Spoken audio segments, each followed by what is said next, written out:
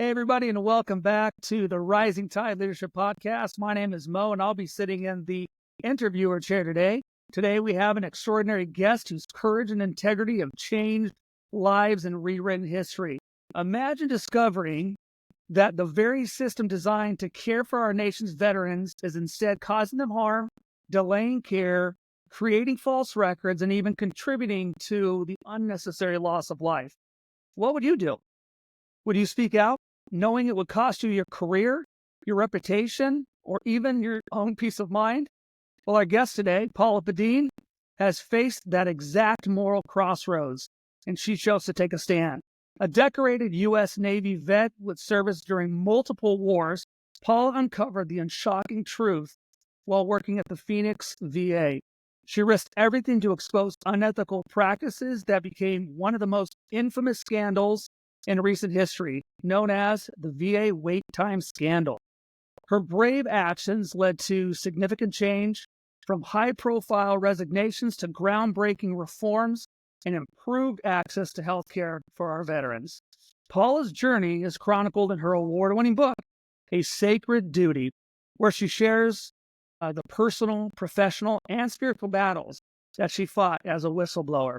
This isn't just a story about corruption, it's about resilience, justice, and the power of doing what is right, even and especially when it's hard. So get ready for a conversation that's going to inspire you, challenge you, and remind you of the sacred duty we all have to stand up for truth. So let's dive in and welcome to the show our guest, Paula Pedene. Paula, how you doing? I'm good, Michael. Thank you. Hi, Awesome. how are you? We're ready, huh? Oh my gosh, I'm telling you, I read your book in one sitting. It was riveting. When I thought that I was going to get the next nugget and put it down, you left me with another cliffhanger at the end of the chapter. And all your chapters are short, they're concise, they're wonderful, and it tells your story. But before we get into that, Paula, why don't you tell my audience a little bit about you, your history, who you are. We want to get to know you. Okay, thank you. So when I was in high school, I came from a lower, income family, and we didn't have money for college. So I knew that I wanted to go to college. So one of the ways for somebody like me to do that is to join the military. So I did. I wanted to serve my country. I wanted to get my degree, and I wanted to travel. So it was like, check, check, check. And I joined the Navy. And at the time, I joined as what they call an undesignated seaman, which means you have to go out and strike for the rating you want. And I knew that I wanted to be a journalist. So I ended up starting out mowing lawns, painting flagpoles, cleaning latrines. That's what you do if you're undesignated. I mean, they put you anywhere they need you. And they finally said, "Can you type?" And I said, "Yes, I can." And then I got in the admin side, so it made it a whole lot easier for me. Absolutely. But while in the Navy, when I got to the journalism school, because I did make it to that, they said, "Oh, you're voice qualified." So they continued my education, and I became what's called a radio and television broadcaster with the Armed Forces Radio and Television Service. I had a wonderful career. My husband says I was in the resort Navy because that is kind of unique. And, compared to ships at sea, but the ships at sea would watch our TV show. It was called Navy News This Week. And this is before cable and, all the internet and everything that we have today. I mean, the troops overseas didn't have opportunities like we have today. So we had to bring them the news. And I did that. I got out. I wanted to continue my reporting. So I did. I worked on Capitol Hill for a while. And then I worked on a television show called America Today. And that was broadcast at the embassies overseas. Again, not having all the amenities we have today. We were providing them the news. And then my husband we had a deal. Whoever got the first job out west, that's where we go. Because we're West Coasters and we were freezing back east. We were just in New York. And I got a job in Denver and then a job in Phoenix as a public affairs officer at the Department of Veterans Affairs. So Yeah. I was able to use many of my skills that I had learned for all kinds of things. In public relations, it's all about building relationships with people. So, and as a reporter, you have got to do that. You have to get people to open up to you, to talk to you, to listen, and those kinds of things. We're here out west. We've been here since 1994. We had two sons, Robert and Stephen, 31 and 29. And, my service in the Navy was just wonderful. My service in the Department of Veterans Affairs spanned 30 years. So Wow. I was very committed to our nation's veterans and doing right by them. Well, that's awesome. Do you have a favorite story about traveling with the Navy? I was so spoiled because my first duty station was Bermuda. Went to Wow. the naval facility in Bermuda, and it was just gorgeous. You could call me an island hopper, is what you could call me. That would be the most fun thing. So I went from Bermuda, which was beautiful, to Midway Island, which was beautiful but very small and very lightly traveled, and then to Tokyo, Japan, and then I ended up in Washington, D.C. So I think the adage that you do get to see the world and you get to spend a lot of time on the ocean, which I love, worked for me. It worked for me. It's exciting. So, in your book, you use the term PAO. Does that stand for Public Affairs Officer? Okay. Yes, it Yeah. does. Okay. I was like, I think that's what she Yep. meant. And so we've got Yeah. PAOs, and so Sorry. I have to no, remember those acronyms don't always translate. no, that's right. And so you were the one where everybody was standing in formation and could move. You were allowed to move around freely. So that's the And best take job to have. photos and write stories. Yes, Yeah. exactly. That's exactly what I did. Well, let's dive right into your book. I was riveted. It's 238 pages. I read the prologue, the introduction. I read the epilogue. I read it all because it was just so fascinating, Paula. And so, Aw. why don't you just kind of give us an overview of the book, the inspiration, and I know we're going to talk a lot about what's in the books. Yeah. Give us a little bit of a synopsis. Yeah, so the book actually came about because as one who has written all her life, like I was good in English, I took journalism in high school. That's why I got into journalism and broadcasting. The writing was critically important for me to heal. And in the book, you're so right. There's blow by blow description of them trying to kill Wow. me with 1,000 paper cuts. Oh man. And, some of those paper cuts were very costly. So the book actually came about because I needed healing. It was, as a whistleblower, you do what you think is right. And, you really have to understand that it can backfire on you. And unfortunately for me, I really didn't see that part of it. I just thought these guys are doing wrong things. It was my second whistleblower journey. The first time it worked out fine. We shared some misappropriation of fee basis funds and delays in care with a former director. And we brought that to the chain of command and they forced him to retire. So little did I know that the storm was brewing when the new director came because she already had her sights on me, didn't trust me. And that's not a good spot to be when you're like the chief public affairs officer and having to share information with numerous groups of people. You can't have a director that doesn't trust you. And that's what I had. And she took me out of my job illegally and unethically. The book tells the whole story. But the book at the end, after getting beat up for 2 years, you need an opportunity to heal. Unfortunately for me, the writing did that. So that's really how it came about. Because I like to write, I made sure that the last chapter would make you want to go to the next one. So I did that on purpose. That was great. You Yeah. got me. You Thank got you. me. That's what I want.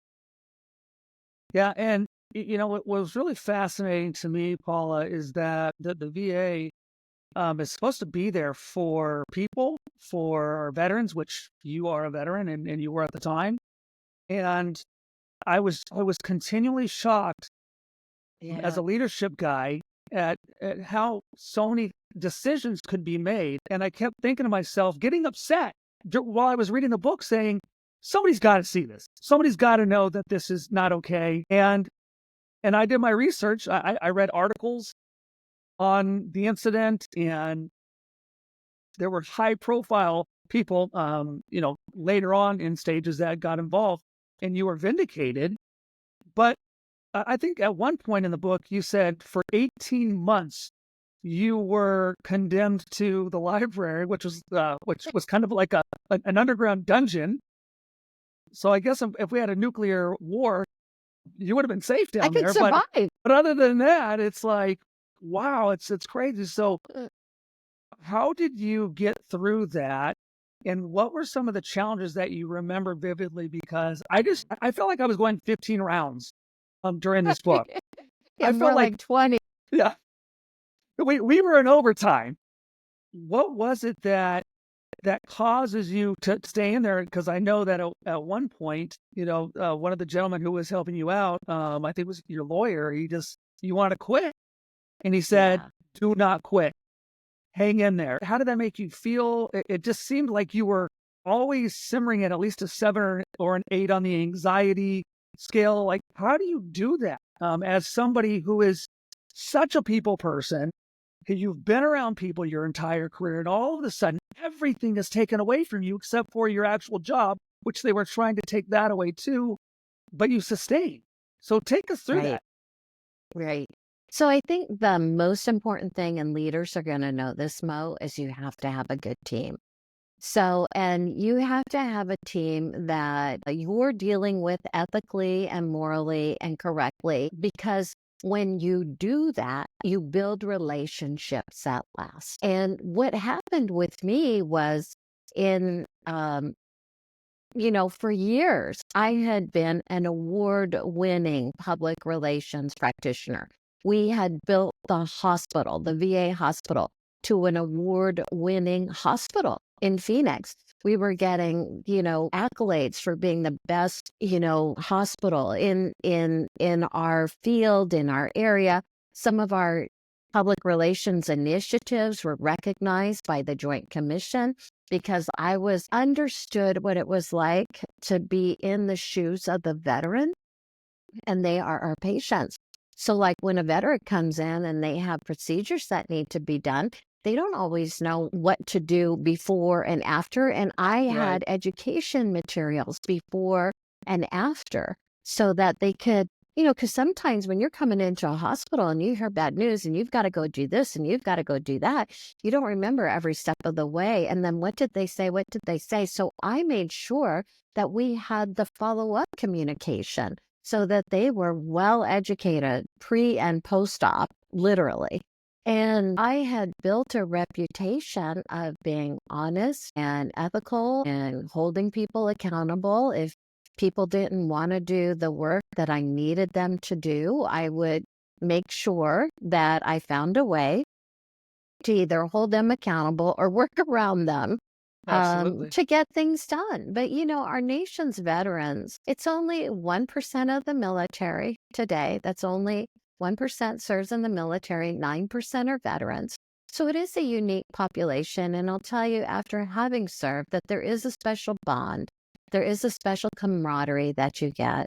And I had a phenomenal team because I had helped to build that team by serving them, by leading them, by holding people accountable, by doing the most right thing. And I think that makes a difference. And of course, the one consistent factor through it all for me as a woman of faith is faith. Because when you're on that kind of a roller coaster, and it is really hard to stay on it, without any breaks for 20 months. It really is. And faith sustained me. When I first filed my whistleblower case, my attorney said, well, you need to file this. And I'm like, I asked him because I had gotten the whistleblower training, but I didn't know I was a whistleblower. It's not like, hey, I'm going to go out and be a whistleblower today. That's Yeah. not what you do.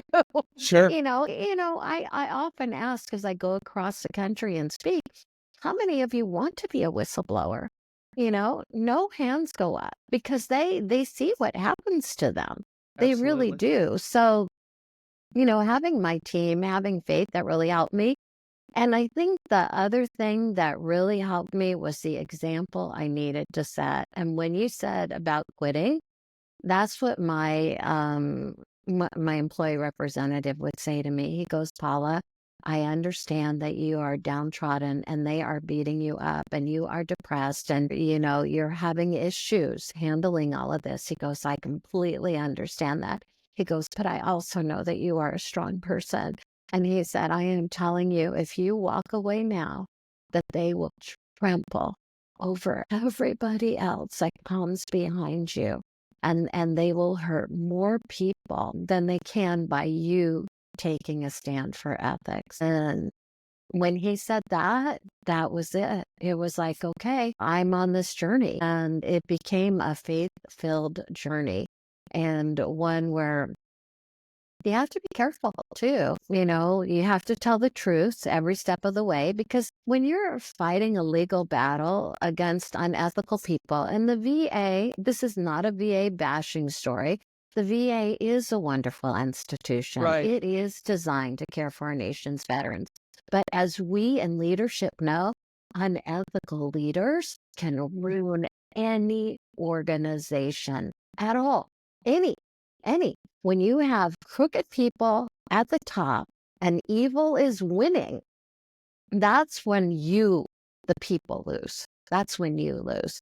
So making sure that we have morals in place, making sure that we have values in place, that you have a mission, a vision, guiding light to get you through the dark times. Because in business, it goes up and down. But when you build a quality team and you're leading with ethics, and people see that. They see that and they come along with you. When I was in Phoenix and after being taken out of my high profile public affairs job where I go from the 6th floor to the basement library, it was really quite a fall.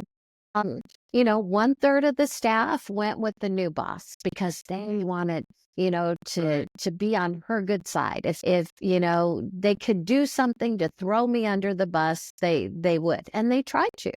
I had another third of the staff that were like, gosh, she's in trouble. I don't know what she did, but all I know is I don't want to be in trouble with her. So people who I Right. knew for 20 years just ignore you.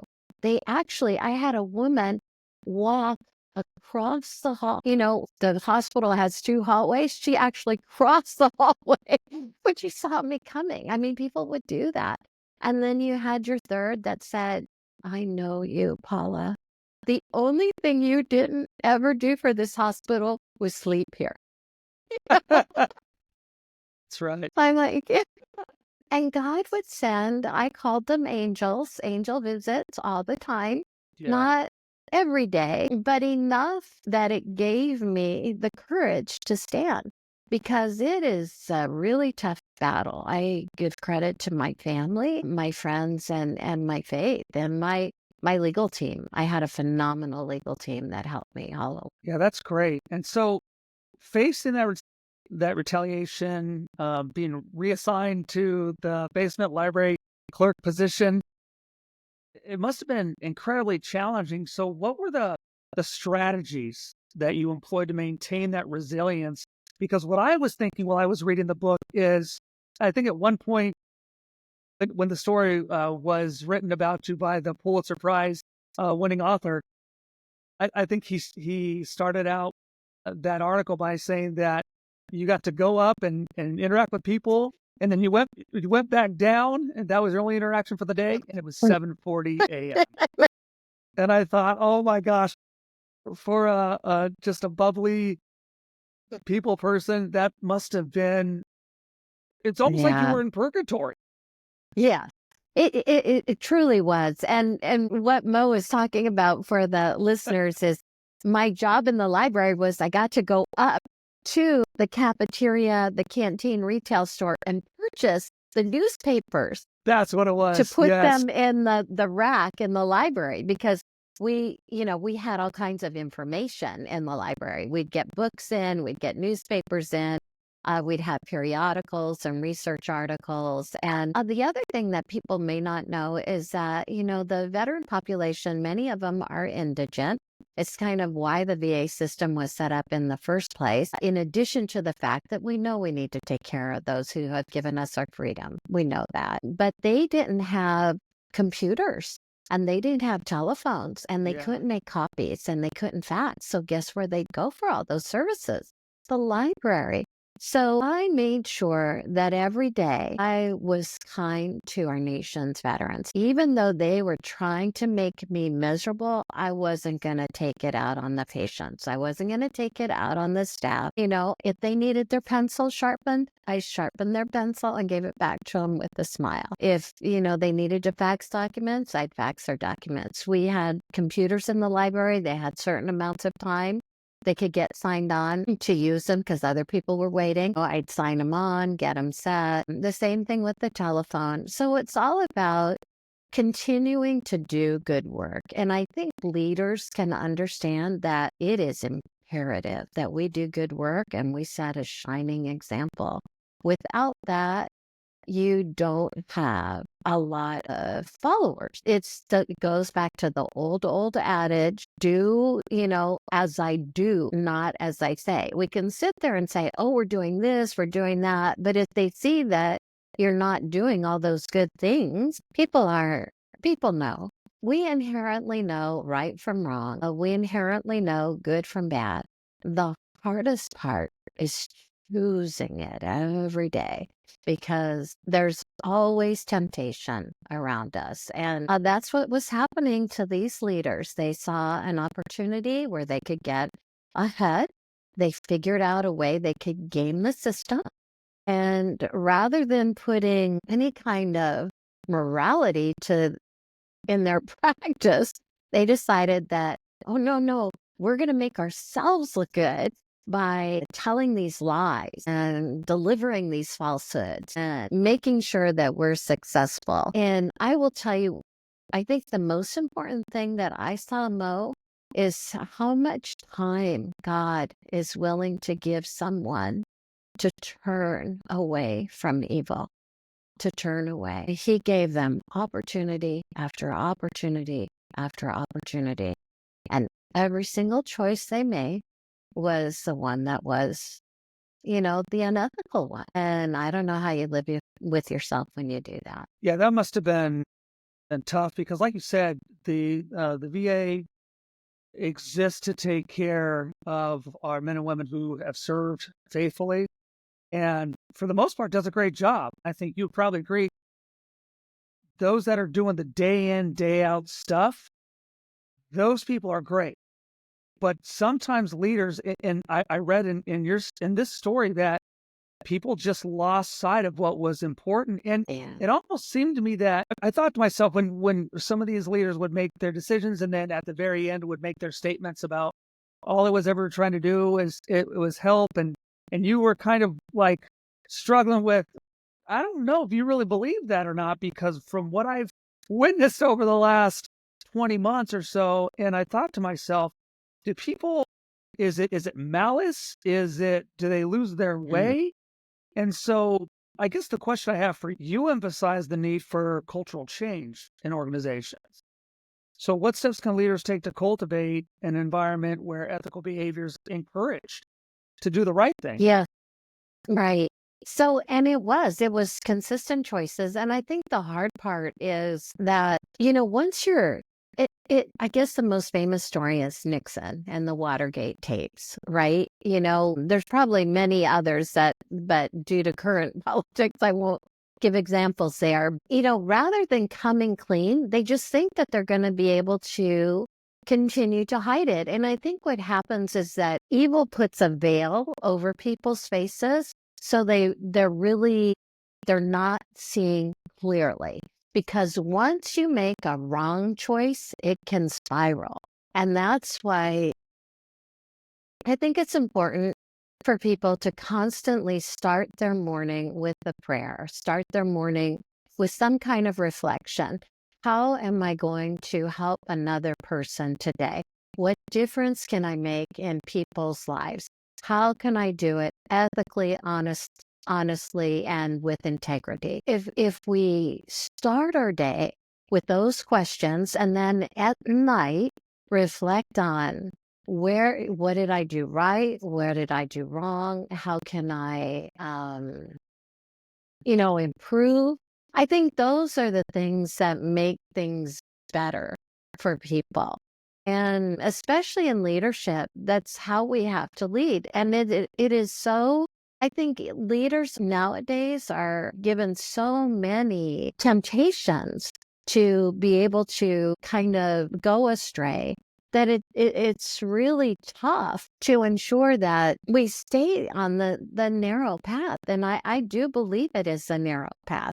Not everybody's on it. We can see by all of the stories and the news that you see about corporations. Like I saw today, just today, Macy's had an employee that had figured out a way to finagle millions of dollars away from their company, illegally, unethically, immorally, to the point where they've had to delay their quarterly earnings. Unethical leadership is bad for business all the way around, whether it comes from staff, whether it comes from leaders. That's why I think the values, instituting values that take place in people's lives, that's the most important thing. Yeah, that's great. Now, it was a long battle for you with this whistleblower journey. And again, like I said, man, I was right there with you the whole time. And then there was the light at the end of the tunnel, and then you kind of said to yourself, is that light from the sun, or is that a train heading my way? And you refused to give in to those good thoughts completely. But then it started to change a little bit. And then I think at one point, at the beginning of one of the later chapters, I think it's 32, you said, my representatives, my senators up to this point, they really didn't seem to have this on the radar, but now they do. What did you see from those interactions, Paula? Because I think all of us are interested. Most of us don't talk to representatives and senators. Right. You've had Well, that was part of my job. Yeah. that's what you did before, and then you went into this time of silence and purgatory, and then all of a sudden your story started getting out there, and then representatives and senators and the important people started taking notice. So what was that like when you started having those conversations? Did it bring back a little bit more of trust in the system? Were you still skeptical? How was that change in your story? Well, first of all, it gave me hope. And it reinforced the hope that I had and the good that I was trying to do. Because remember, when you are being pinged on and punished, it's easy to kind of take it out on others. And you have to remember what not to do. You can't, even though they're being unethical, don't get unethical with them. Even though they're being mean to you, don't get mean to other people. The one bad thing that I did was I let depression sink in. And I wish I would have gotten that taken care of sooner than what I did. Because I went back to my sailor days. And I think I say this in the book where you start drinking. Because, as sailors, I mean, R&R is really important to us. Rest and relaxation. That's our time. You work really hard. You work really, really, really hard in the Navy or in the military. And, so your rest and relaxation is just that. And so that was kind of the hard thing. But when I saw, and I don't think if anybody Googles the wait time scandal, they'll see that, it was actually at a congressional hearing where the truth set the nation free. That's what really happened. So we had given Congressman Jeff Miller, who was the chairman of House Oversights and Investigation on Waits and Delays at VA hospitals, evidence that he was so desperately searching for. Because at the congressional level, many people do filter into them. And people were complaining about the waits and delays at numerous VAs. We thought it was just in Phoenix, but it happened nationwide. Wow. And he was looking for ways to put all the pieces together. And when we gave him the evidence, and it was cold, hard evidence, that's when he was finally able to kind of expose it and say, yeah, here you have. If I were to have told you 40 patients may have died while waiting for care at Phoenix, what do you say? Was that part of your look back? Did you know this? And unfortunately for the Secretary of Veterans Affairs at the time, his staff was hiding the information from him. So, we had numerous people that were sharing information, but it just kind of fell on deaf ears. And the turning point was Congressman Miller. And I was sitting there, in the library. There's not thousands of people, because all day long in the public relations world, you're getting pulled in a million different directions. That's kind of what you do. You have emails, you have phone calls, you have FOIA requests, you have events and activities. You're doing all these things. And in the library, there's a lot of downtime. So what I would do in that downtime was like I'm doing with you. I'd plug in my headphone and I'd watch, the hearings. That's what I would watch. And if a patient came up, I'd put it down and I'd help him or her and then go back to listening to the hearings. So I got very adept at listening to the hearings, watching. Of course, being a public relations practitioner, members of the media. So, when Dr. Sam Foote, who was a critical guardian angel in this whole battle, came to me and said, Paula, I'm going to have to retire to blow this whole thing wide open because they're not listening to me. I stood up from my chair and I said, I will help you. And that's when the tide really started to turn.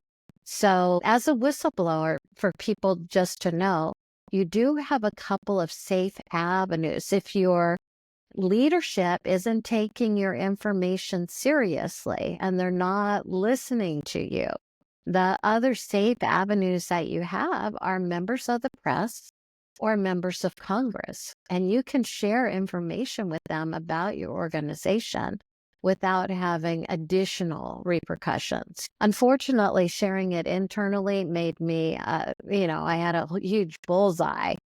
It wasn't even on my back. It was right in front of me. It really was. Yeah. But so when that hearing took place, and to this day, April 9, 2014, I still remember it. That's how important it was. So that's when the tide began to turn.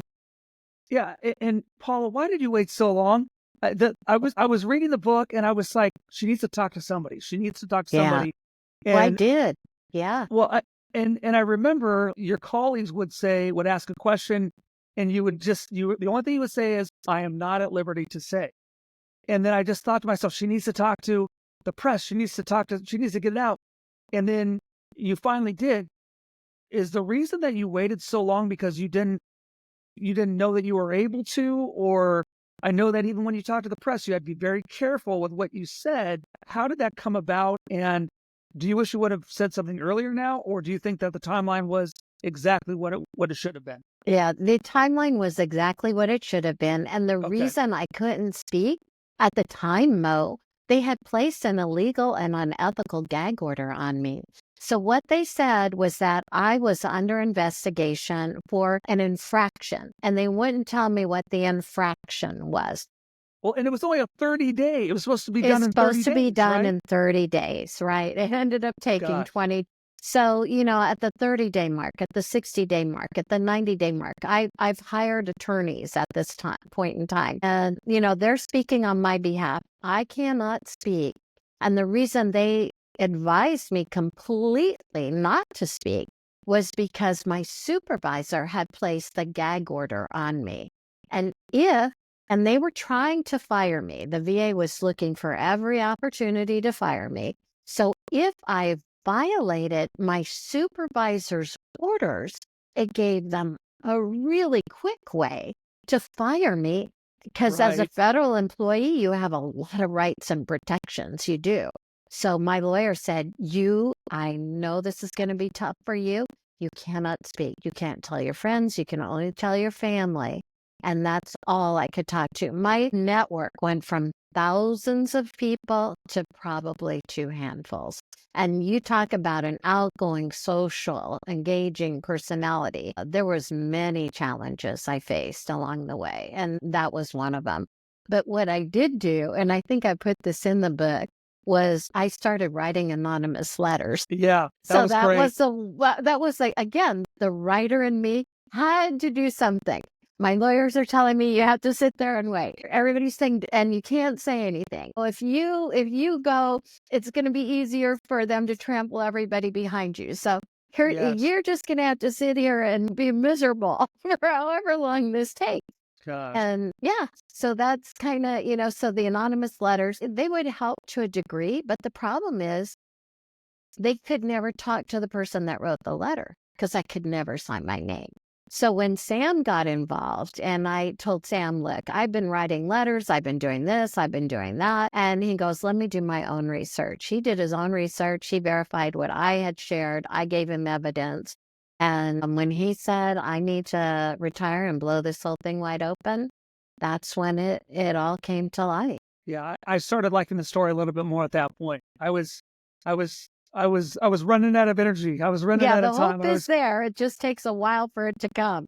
Because that's how long it took for me, Mike. I mean, when you think about it, so I'm in under a 30-day investigation. I have two high points within the first year of the 30-day investigation. And then I'm in the dungeon for like 21 months before I finally start to see the light, or 20 months. And it's like, because once things happened, then I was able to get my settlement quickly because they had nothing on me. They even told them they had nothing on me. But being unethical leaders, they didn't do what VA Central Office told them to do, which was to put me back in my job, you know?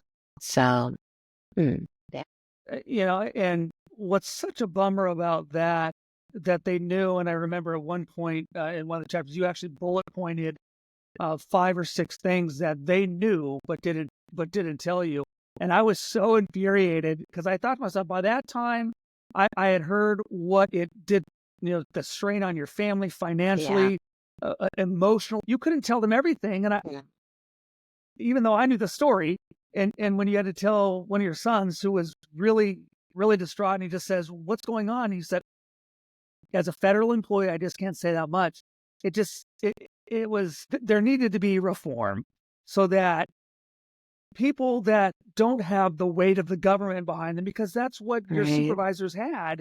Oh, And again, there are very good leaders in the government, but when you find a bad one and you're under that, it was disheartening and it was upsetting. How do you feel about the state of the VA now? Are you optimistic? How should our veterans feel about the VA and what's there for them? well, I think the VA has some issues still, but overall, I do believe they uphold their mission on the Veterans Health Administration side to try to provide quality health care for our nation's veterans. We have there's 3 administrations under the department. They have Health Administration, which is where I work. They have the Benefits Administration. That's where you can get your GI Bill, your home loan, your disability compensation for any injuries while in service. That tends to have some weight in processing, but when they can rule in the veterans' favor, most of the time they tend to. And then the National Cemetery Administration. And I will tell you, the final resting place for our nation's veterans, they get the most stellar marks. They do, because that part of our administration is empathetic and they understand the tragedy that a family is going through.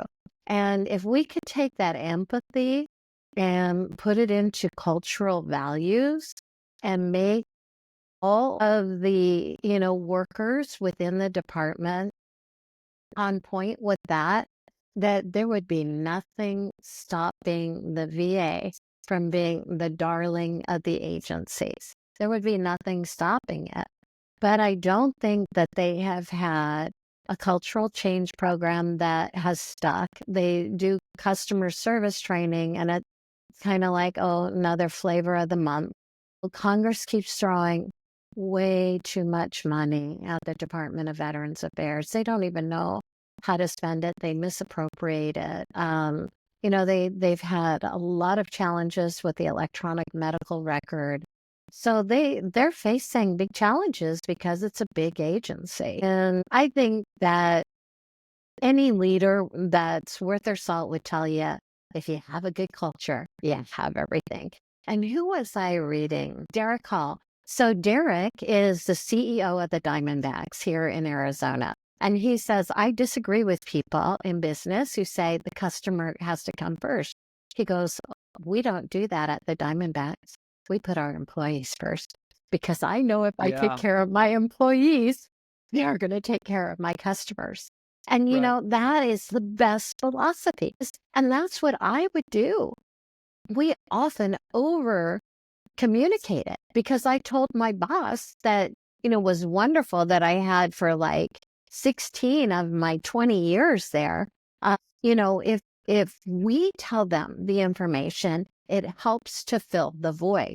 If you have a void in information, rumor fills the void. So it is much better for your PR person to communicate when they can, to share the information when they can, to do their research. I would ask people questions all the time. I'd ask our patients, our staff, our volunteers, our employees, what they liked, what they didn't like. And we would take and make campaigns to improve in those areas, because they're honest with you. If they feel like you're going to do something with the information you share, then they tell you, then they're going to tell you. They're going to tell you. I think another problem leaders make is not doing any information with anything with the information that employees share with you. I would say, have suggestion boxes. Make sure that there's ways for them to talk to you. One of the neatest things we did in Phoenix was, my boss was an introvert. He did not, my best boss there, he was not one that liked to go out. I would force him to do town halls, and he would mentally, prepare himself. Okay, tomorrow I have to be on. And it was like 5 town halls in one day. So we covered every single shift. And all the workers knew from him what was happening. But the one thing I did was like, you have to look at personalities too. It was like, I said, where I think would be good with you is a director's hotline, where you just have a time out of your day. And we made it on Mondays, and it was a 2-hour window. Anybody could call him. It could not be a personnel issue.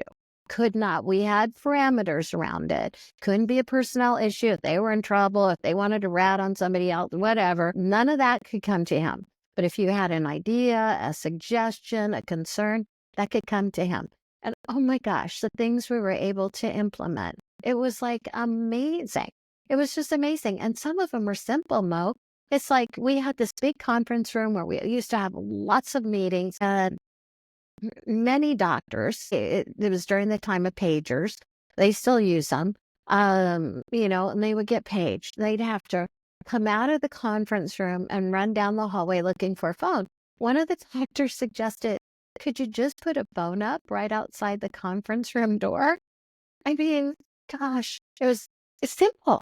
But see, if you're not willing to listen, you don't even know the simple things that are going to make a difference in the lives of employees. And those little things, that was a big thing to our doctors. And you know what? That was a big thing to our patients, because if that doctor could get on a call and get them what they needed in a shorter amount of time, that was phenomenal. So, wow. Yeah. Well, if anybody's listening from the president's office, I think I have my nominee for the director of Veterans Affairs right here. He's actually selected a chaplain, an Air Force chaplain, as a nominee. So, and I Yeah. thought that was kind of an interesting perspective because, most people of the cloth have morals, ethics, and values. There's Yeah. unfortunately evil is pervasive, but he seems like he might be a good contender. So we'll see. We'll see. I might have to give his office a call then and just slide your name Just in say, there and hey, you're say, hey, looking for a PR person? that's right. Hey, That's right.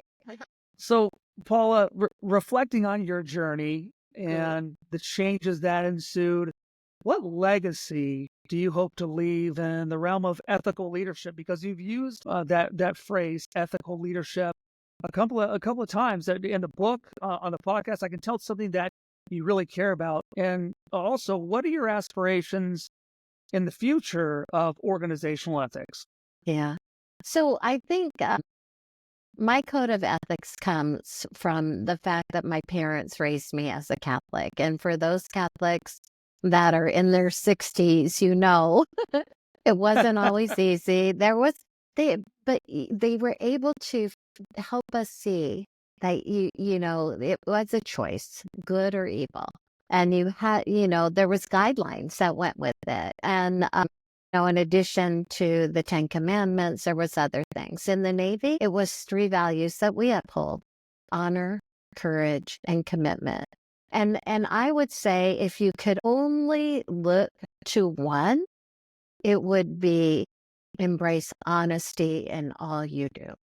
Because you know what? If you're honest, truly honest, you you will see the path in front of you. Because when you're honest, that's God's light. When you're honest, that's the Holy Spirit guiding you. When you're honest, you're doing the most right thing by all concerned. That's, I think, the one thing that I would, if you had to just choose one, I say choose 3 to 5, but if you have to just choose one, I would hang my hat on that one because that is the most important, and make sure that you're living up to that value too. So between my Catholic upbringing, the military that ingrains in you a lot of wonderful things, how to be a good employee, how to work hard, how to serve each other, how to build camaraderie. The teamwork is especially critically important. Figure out ways to strengthen your teams and then create a culture of excellence. If you do everything right, you do create a culture of excellence, and it shows.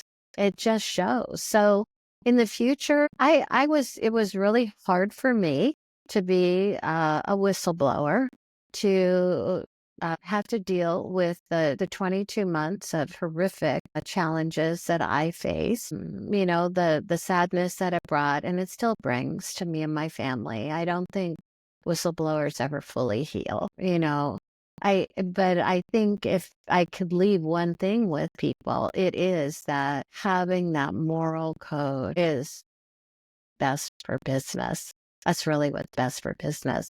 And in the future, I retired from the VA. I was able to finish out my VA career. I never got to go back to the job that I loved, being the public affairs officer in Phoenix, and the Office of Special Counsel had some good reasons for that. But I think for the future, it's all about continuing to do the good work. I think the thing that I never saw coming, Mo, was the fact that I would be a veterans advocate. I care for veterans as a veteran. I know Right. camaraderie. I have camaraderie, and I've advocated for them, but I never thought I would be a veterans advocate on a national scale where the work that we did would actually change the entire VA system, implement laws that came into place to help fix the wrongs that were done to our nation's veterans. And, it's really just about, as a woman of faith, God had me where he needed me to be, as miserable as I was, as depressed as I was. Who else knew the media? Who else, had worked with Dr. Foote? Who else knew members of Congress? Who else knew the patients would trust them? The patients would tell me about the waits and delays. I was riding with the woman in a van pool that kept the secret wait list. She would cry on my shoulder. Mm. You know, God He had a journey for me. I didn't know it when I got banished to the basement. I didn't see it pretty much until it was all over. But He had me where He needed me to be. And I think it's important to understand that timing comes not always in our time, but when it's right. Paul, before we go, do you have any last words of wisdom for vets, about vets, for my leaders, my audience, your audience? What do you want people to know? Yeah. So I think we've talked a lot about leadership, and all of those things hold true. But I would say one final thing. I'm heading a nonprofit now that honors and recognizes veterans. And we often get caught up with the social services that veterans need. And those are truly important things too.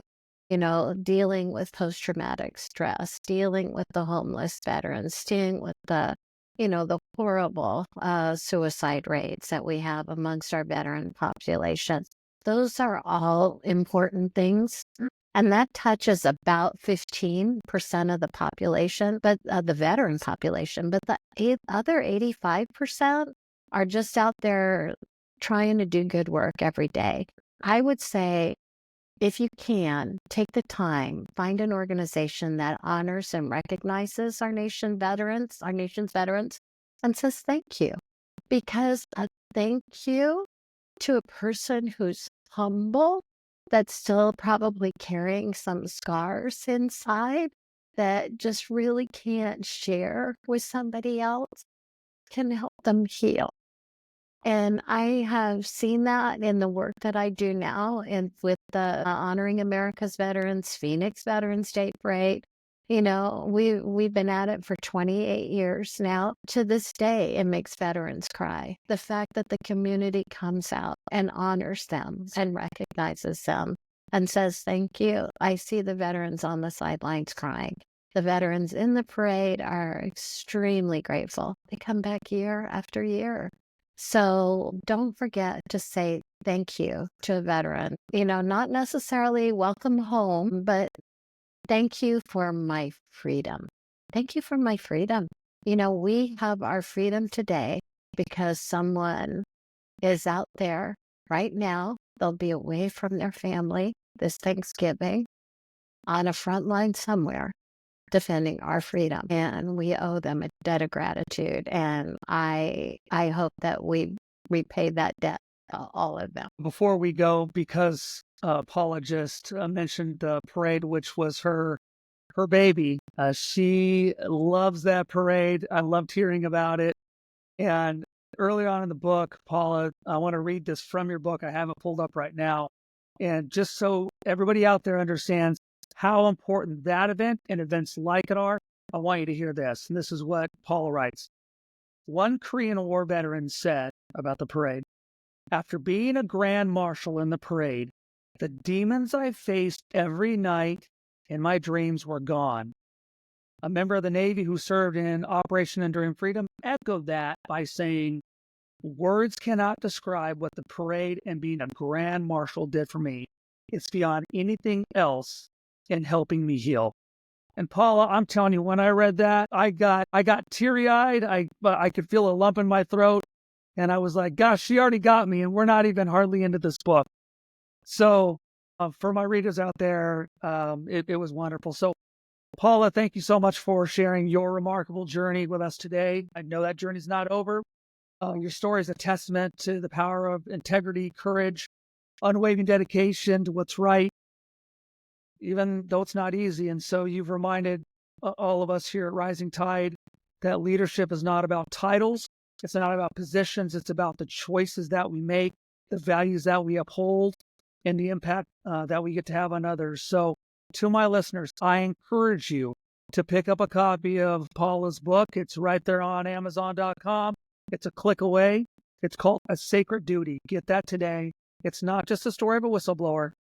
It's a guide for standing firm in your beliefs and leading with purpose. It's a must-read for anyone who wants to lead with integrity and courage. So to learn more about Paula's ongoing work, visit her at her website, which is www.paulapedene.com. We'll put that in the show notes.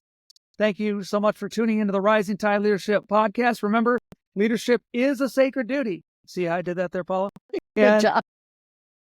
We all have a role to play in creating culture, accountability, respect, care for those that we lead. So if this episode inspired you, share it with someone who needs to hear Paula's story. So until next time, keep rising, keep leading, and keep making a difference. Lead well. We'll see you next time. Cute.